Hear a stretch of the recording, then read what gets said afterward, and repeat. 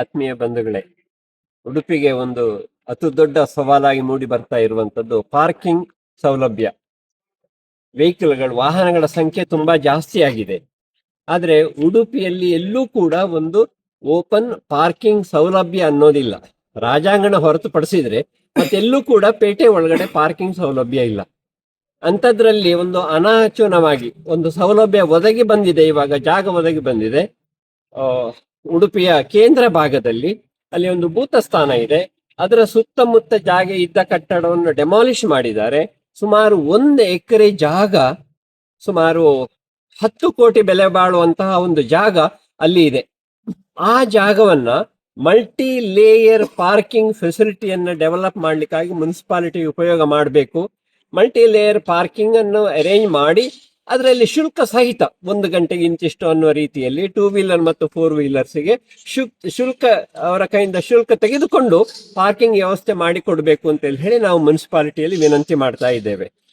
ಇದು ವಿನಂತಿ ಮಾತ್ರ ಅಲ್ಲ, ಒಂದು ರೀತಿಯ ಹಕ್ಕೊತ್ತಾಯ ಕೂಡ. ಯಾಕೆಂತಂದ್ರೆ ನಾವು DC ಅವರಿಗೆ ಈವಾಗಲೇ ಈ ವಿಷಯದ ಬಗ್ಗೆ ಮನವಿಯನ್ನು ಕೊಟ್ಟಿದ್ದೇವೆ. ನಾನು ಈ ವಿಷಯದ ಬಗ್ಗೆ ಗಮನ ಹರಿಸ್ತೇನೆ ಅಂತ DC ಅವರು ಹೇಳಿದ್ದಾರೆ. ಆದ್ರಿಂದ ಇದನ್ನು ಅತ್ಯಂತ ತೀವ್ರ ಗತಿಯಲ್ಲಿ ಒಂದು ಪ್ರಾಜೆಕ್ಟ್ ಆಗಿ ತೆಗೆದುಕೊಂಡು ಜನರಿಗೆ ಸೌಲಭ್ಯವನ್ನು ಒದಗಿಸಿಕೊಡ್ಬೇಕು ಹೇಳೋದು ನಮ್ಮ ವಿನಂತಿ. ಸರ್, ಅದೇ ಕಮರ್ಷಿಯಲ್ ಅದು ಬೇಡ ಅಂತ ಹೇಳಿ ಒಂದು ರಿಕ್ವೆಸ್ಟ್ ಮಾಡಿ. ಅದೇ ಈಗ ನಮಗೆ ಇನ್ನೊಂದು ವಿಚಾರ ಕೇಳಿ ಬರ್ತಾ ಇದೆ. ಮುನ್ಸಿಪಾಲಿಟಿ ಅವರು ಆ ಜಾಗದಲ್ಲಿ ಕಟ್ಟಡ ಕಟ್ಟುವಾಗ ವಾಣಿಜ್ಯ ಉಪಯೋಗಕ್ಕಾಗಿ ಕಟ್ಟಡ ಕಟ್ತಾ ಇದ್ದಾರೆ ಅನ್ನುವ ಒಂದು ಸುಳಿವು ಬರ್ತಾ ಇದೆ ನಮಗೆ. ಆದ್ರೆ ಅಲ್ಲಿ ಪುನಃ ವಾಣಿಜ್ಯಕ್ಕೆ ಬಾಡಿಗೆ ಕೊಡುವಂತ ಕಟ್ಟಡ ಅಲ್ಲಿ ಬಂತು ಅಂತ ಹೇಳಿ ಆದ್ರೆ ಆ ಕಟ್ಟಡದಿಂದಾಗಿ ಅಲ್ಲಿ ಬರುವಂತಹ ವಾಹನಗಳ ದಟ್ಟಣೆ ಇನ್ನೂ ಜಾಸ್ತಿ ಆಗ್ತದೆ, ಅಲ್ಲಿ ಕಂಜೆಷನ್ ಆಗ್ತದೆ.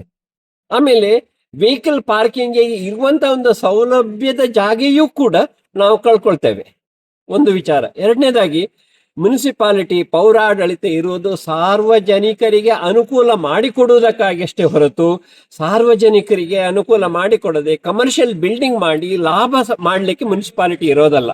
ಅದು ಒಂದು ಸೇವಾ ಮನೋಭಾವದ ಸಂಸ್ಥೆ, ವಾಣಿಜ್ಯ ಸಂಸ್ಥೆ ಅಲ್ಲ, ಒಂದು ಕಂಪನಿ ಅಲ್ಲ. ಆದ್ರಿಂದ ಸೇವೆಯನ್ನು ಗಮನದಲ್ಲಿಟ್ಟುಕೊಂಡು ಅಲ್ಲಿ ವಾಣಿಜ್ಯೇತರ ಕಟ್ಟಡವನ್ನ ಕಟ್ಟಿ ಸಾರ್ವಜನಿಕರಿಗೆ ಉಪಯೋಗ ಆಗುವ ಹಾಗೆ ಮಾಡಬೇಕು, ಪಾರ್ಕಿಂಗಿಗೆ ಉಪಯೋಗ ಆಗಿ ಮಾಡಬೇಕು ಅಂತ ಹೇಳಿ ನಾವು ವಿನಂತಿ ಮಾಡ್ತಾ ಇದ್ದೇವೆ. ಉಡುಪಿ ನಾಗರಿಕ ಕಲ್ಯಾಣ ವೇದಿಕೆಯ ಮೂಲಕದಿಂದ ನಾವು ವಿನಂತಿ ಮಾಡ್ಕೊಳ್ತಾ ಇದ್ದೇವೆ. ತಮ್ಮ ಹೆಸರು? ನಾನು ಕೆ ಸದಾಶಿವರಾವ್, ಪೂರ್ಣಪ್ರಜ್ಞಾ ಕಾಲೇಜಿನ ನಿವೃತ್ತ ಪ್ರಾಂಶುಪಾಲ ಹಾಗೂ ಈ ವೇದಿಕೆಯ ಉಪಾಧ್ಯಕ್ಷ ಆಗಿದ್ದೇನೆ. ಶ್ರೀಯುತ ರಾಜರಮೇಶ್